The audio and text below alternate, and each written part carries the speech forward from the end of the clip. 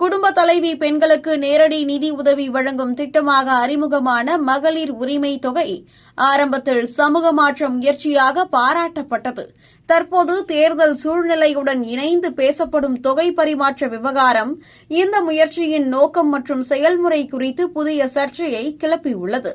2021ஆம் ஆண்டு ஸ்டாலின் தலைமையில் ஆட்சி அமைந்தபோது பெண்களின் பொருளாதார சுயநிறைவை உறுதி செய்வோம் என்ற வாக்குறுதியுடன் மகளிர் உரிமை தொகை திட்டம் முக்கிய நலத்திட்டமாக அறிவிக்கப்பட்டது.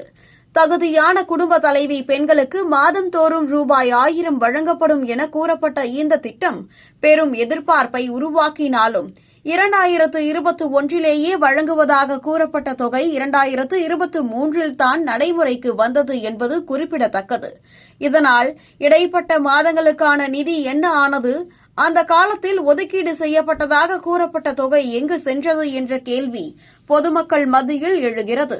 இதற்கிடையில் தேர்தல் சூழ்நிலையை ஒட்டி சில பெண்களின் வங்கிக் கணக்குகளில் திடீரென ரூபாய் 5000 வரவு வைக்கப்பட்டதாக வெளியாகும் தகவல்கள் அரசியல் வட்டாரத்தில் புதிய சர்ச்சையை கிளப்பியுள்ளன.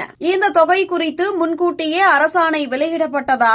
யார் யாருக்கு எந்த தகுதி அடிப்படையில் வழங்கப்பட்டது? ஏன் தேர்தல் நேரத்திலேயே இந்த வரவு இடம்பெற்றது என்ற கேள்விகளுக்கு தெளிவான அதிகாரப்பூர்வ விளக்கம் வெளியாகவில்லை.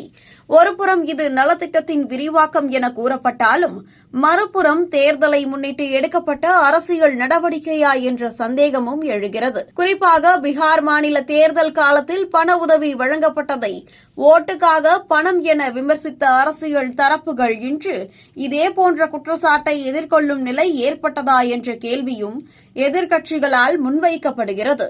மகளிர் உரிமை என்ற பெயரில் வழங்கப்படும் இந்த நிதி உதவி பெண்களின் வாழ்வாதாரத்தை நிலையான முறையில் மேம்படுத்தும் திட்டமா அல்லது தேர்தல் அரசியலின் ஒரு பகுதியாக பார்க்கப்பட வேண்டியதா என்ற விவாதம் தற்போது தீவிரமாக பேசப்படுகிறது.